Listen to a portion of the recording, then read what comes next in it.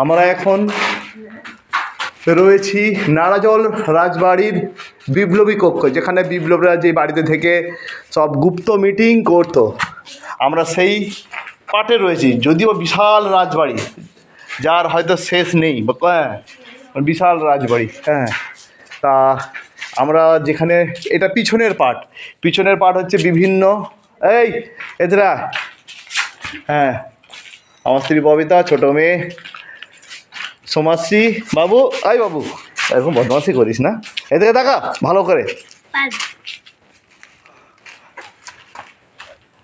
দে।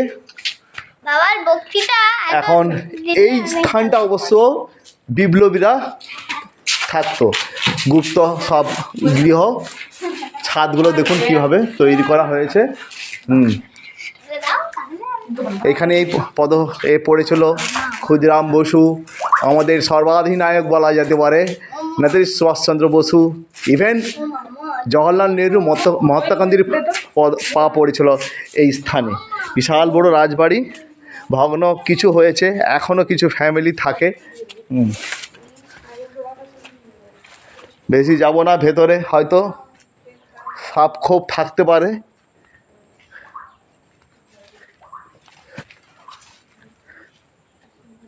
এটা হচ্ছে রাজবাড়ির পিছন দিক, গুপ্ত সমস্ত।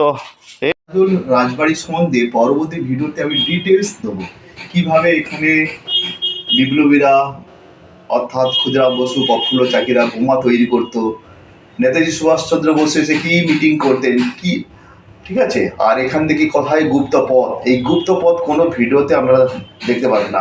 আমি পরবর্তী ভিডিওতে সেই গুপ্ত পথ বা সুড়ঙ্গ পথ আমি কিন্তু দেখাবো। শীতকালে যদি আসেন, ফ্যামিলি নিয়ে যদি আসেন, দেখার অনেক কিছু জিনিস আছে, প্রাকৃতিক সৌন্দর্য থেকে ঝিল থেকে আরম্ভ করে অনেক কিছু জিনিস আছে। তবে তাদের হিস্ট্রিটা একটু জানিয়ে এলে বা আপনারা যদি জেনে আসেন তাহলে আরও ভালো লাগবে। এখানে ভোগ খাওয়া যায়, দুর্গা মায়ের ভোগ খাওয়া যায়, এখানে থাকারও ব্যবস্থা গড়ে উঠেছে। অর্থাৎ সমস্ত ডিটেলস আমি পরবর্তী ভিডিওতে দেখাবো।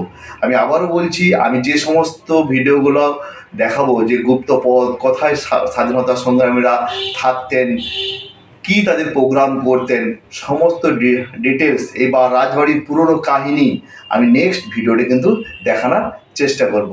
ঠিক আছে, যদি ভালো লাগে একটু লাইক করে দেবেন।